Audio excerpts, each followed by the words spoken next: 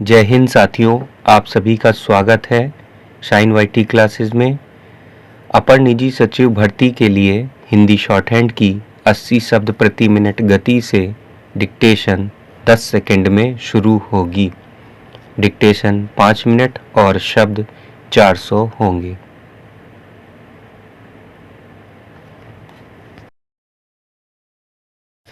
Start. भारतीय reserve bank के governor ने कहा है कि बढ़ती कीमतों और वैश्विक तनाव के कारण महंगाई पर काबू पाना मुश्किल बना हुआ है। उन्होंने यह भी माना है कि महंगाई पर काबू पाए बिना अर्थव्यवस्था में स्थायित्व ला पाना कठिन बना रहेगा। उनकी बातों को सिरे से खारिज नहीं किया जा सकता। इन दिनों जिस तरह पूरी दुनिया मंदी का सामना कर रही है और युद्धों की वजह से आपूर्ति श्रृंखलाएं बाधित हो गई हैं, उसमें कई चीज़ों की कीमतें बढ़ गई हैं। उससे निपटने के लिए रिजर्व बैंक ने अपनी रेपो दरों को काफ़ी समय से यथावत रखा है। पहले 6 बार इन दरों में बढ़ोतरी कर महंगाई पर काबू पाने का प्रयास किया गया, मगर अभी वे जिस स्तर पर हैं उससे बहुत सारे घर, वाहन, कारोबार आदि के लिए कर्ज ले चुके लोगों पर मासिक किस्तों का बोझ बढ़ गया है। हालांकि दुनिया के कई बैंकों ने अपनी ब्याज दरों में बढ़ोतरी की है, जिससे प्रतिभूति बाजारों के बहुत सारे निवेशकों ने उधर का रुख कर लिया है। मगर रेपो दरें ऊंची होने की वजह से भारतीय रिजर्व बैंक के लिए ऐसा करना कठिन है।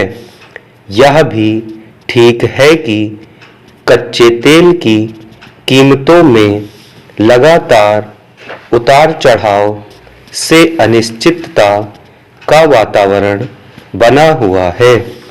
इसमें तेल की कीमतों में कमी लाने का विचार स्थगित रखना पड़ता है।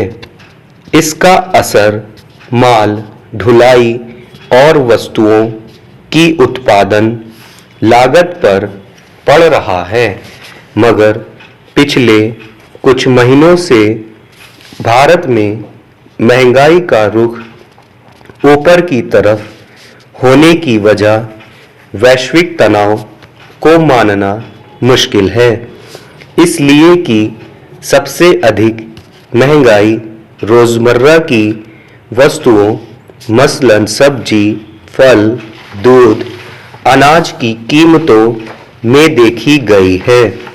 इनमें सबसे अधिक महंगाई सब्जियों की कीमतों में दर्ज हुई, जबकि इस मौसम में सब्जियों की आवक अधिक होती है।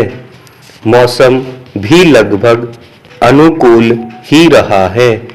इन वस्तुओं की कीमतों में बढ़ोतरी का कारण वैश्विक तनाव नहीं माना जा सकता। माल ढुलाई का खर्च जरूर कुछ बढ़ा है, मगर यह कुछ महीनों की बात नहीं है। तेल की कीमतें लंबे समय से ऊंचे स्तर पर बनी हुई हैं, इसलिए माल ढुलाई और खेती में लागत पहले से बढ़ी हुई है। इसका एक पहलू यह भी है कि किसानों को उतनी कीमत नहीं मिल पा रही जितनी बाजार में उपभोक्ता को चुकानी पड़ रही है।